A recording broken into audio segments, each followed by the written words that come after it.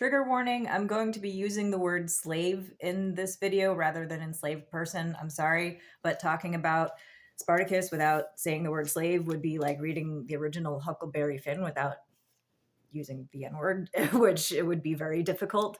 So for the sake of the time that this was released, I shall be using the word slave. I'm sorry if that's offensive to you. Please tell me why in the comments. So I'm going to start with a quote that was so stirring I had to write it down. A free man dies, he loses the pleasures of life. A slave dies, he only loses his pain. Spartacus, released in 1960, was another one of Kubrick's masterpieces, a perfect movie. If you have the patience for a movie that's 3 hours and 17 minutes long, which I did over 2 nights. But what's so unique about Spartacus is that it is a stirring, touching romance. And that's not really frequent amongst Kubrick's work. He's not really a romantic director. But Spartacus was played by an extraordinarily hot Kirk Douglas in 1960. Oh my God. That face, that body, so like neoclassical, statuesque. It's so pleasurable to watch him training to be a gladiator and stuff. But it's like Brad Pitt in Fight Club. Yeah, it looks like he worked hard on that. But Kirk Douglas in Spartacus, oh my God, give me the vapors. But that Spartacus was born a slave. And he was forcibly trained as a gladiator. And he falls in love with a slave girl named Varinia. When they meet, she is given to him as a reward. And he said he never had a woman because he was a slave. There's like this seething sexual tension between them, but Spartacus refuses to let these slavers watch. So they take her away and give her to someone else. And then he sees her the next day and he's like, did they hurt you? And she just whispers no, because they're not allowed to talk to each other. She gets sold to a Roman senator. There's a gladiator uprising and Valeria runs away because her captor was too fat to chase her, and they have a good laugh about that. But Spartacus thought that he would never see her again. So it's like this beautiful reunion that they have. And there's like this tension, like they don't kiss until like the middle of the movie. And when they finally do kiss, wow. Like I had paused it right before that because I was like tired. I was like, this movie is so long. And when I hit play again, I was like, wow, I should have hung in there. The scene is so beautiful because there's the scene preceding it where this poet is reciting his poetry to the slaves, rebel slaves gathered around. And then Spartacus and Varinia go off together, and he's like, they're like laying in the grass, and they're so close, and he's like, I want to know every curve of you, and it's this like beautiful Hollywood kiss moment, so intense, and they're like rolling around in the grass, and it's again unique amongst Kubrick movies. I've never seen a scene like that. I'm ashamed to admit I had never watched this movie until the last 2 nights. I really should have buckled down with my Kubrick knowledge here. Anyway, the slaves form an army and march to the sea where the pirates are waiting to take them to safety. And Valeria tells Spartacus she's pregnant, and he's overjoyed to have a son who will be born free. This is another like kind of sexy scene where she's like swimming in like a lake or a pond or something naked, but like, and then she sees him and she gets out of the water and you can see like her boobs up to like, I'm like, how are her nipples staying beneath the water? This is some fancy camera shit. But and this is right after a scene where 2 of the slaves in the horde, the freed slaves or escaped slaves, whatever you want to call them, these people were like burying their baby in the woods as they were continuing this trek. And it's incredibly heartbreaking to watch these people like bury just like a little bundle, and the father's just like staring, and the mother's like trying to put dirt on the grave. And then the next scene is this like beautiful scene where she, she was in swimming in this lake, and then she gets out and she tells him like, oh, I'm gonna have a baby and stuff, and he's so excited. He wants a son that's born free. It's absolutely beautiful, but it's like just preceded by something so horrific. That is so Kubrick. Oh my God. He really loves just like intense emotional triggers, and it always works for me. When the Roman army closes in and death is imminent, Valeria says to Spartacus, it was all worth it. And he embraces her pregnant belly like that's exactly what he needed to hear. After the final battle, they both think each other is dead, but as Spartacus is hanging on a cross at the end, it ends with him being crucified.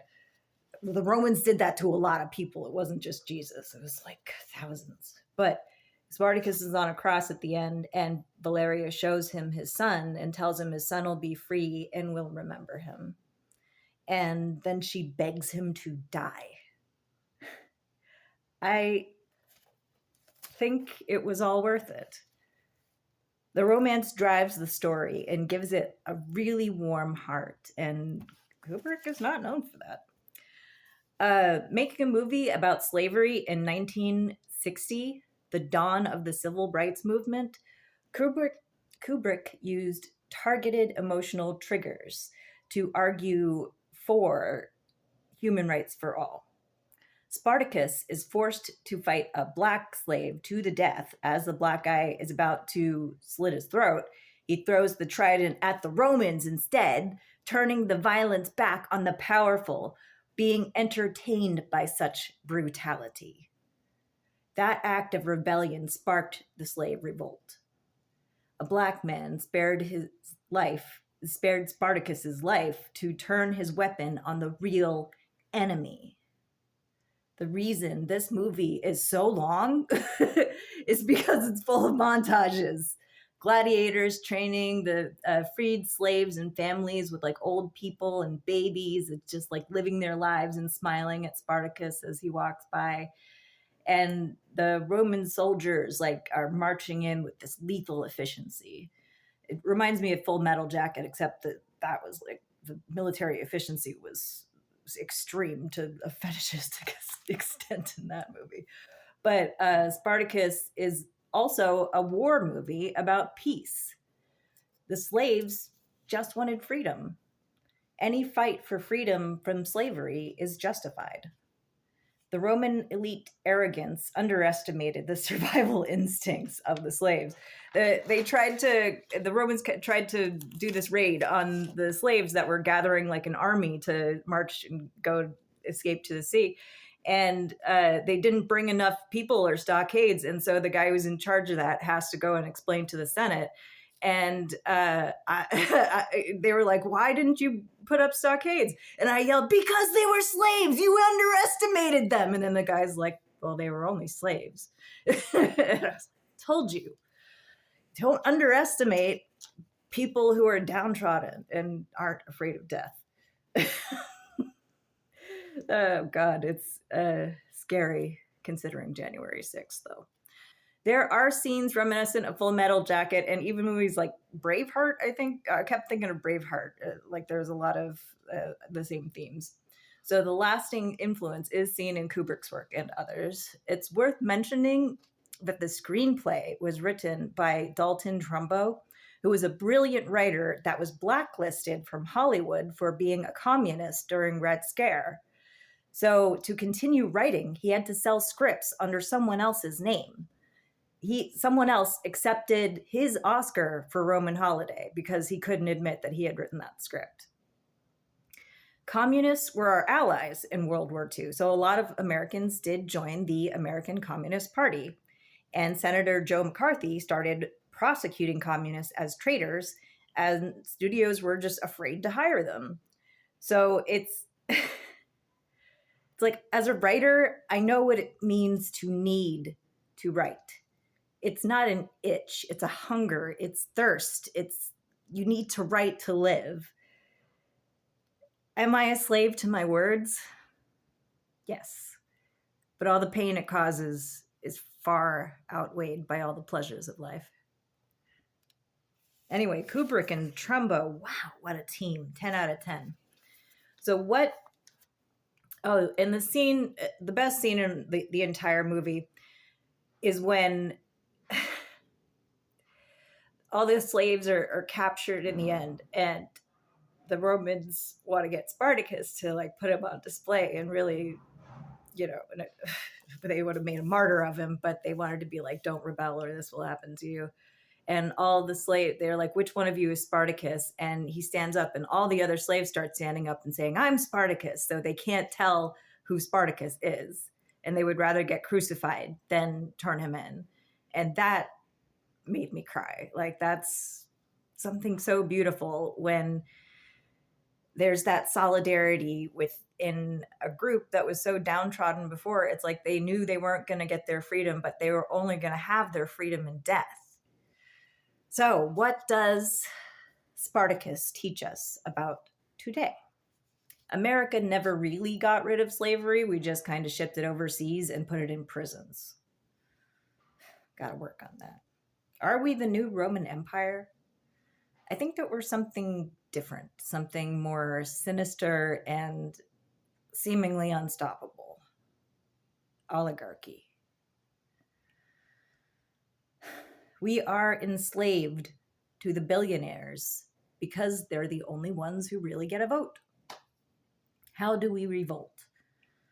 Non-violently? January 6th taught us that chaotic violence humans are still capable of. Spartacus lost in the end because they were inevitably doomed by the Roman army. All the January 6th rebels got pardons because Trump is sitting on his golden throne like an emperor, and he's got no idea what happened to Julius Caesar, who was a somewhat effective power bottom of a leader. He got poked full of holes by the Senate.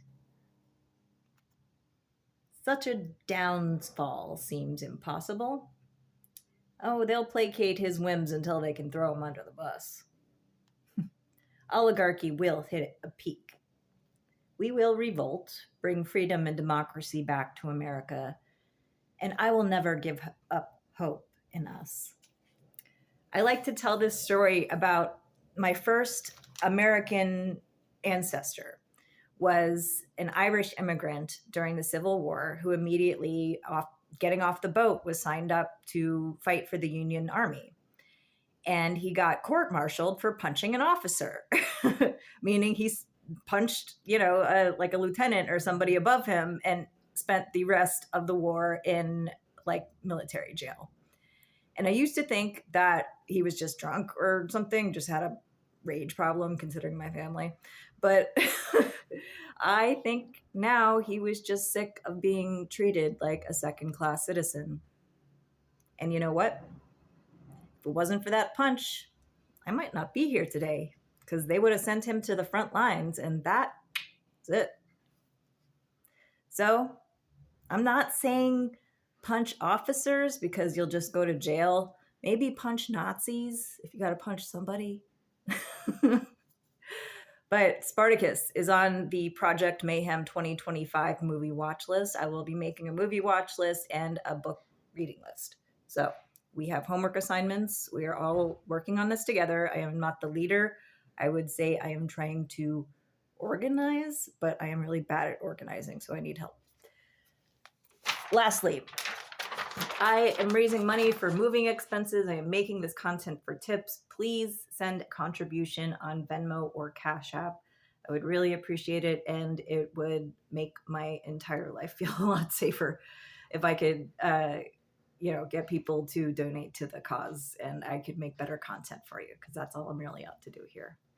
Anyway, hope you enjoy it. If you'd like to hear me explain another movie and I can find it for free, I'll consider it. Put it in the comments below.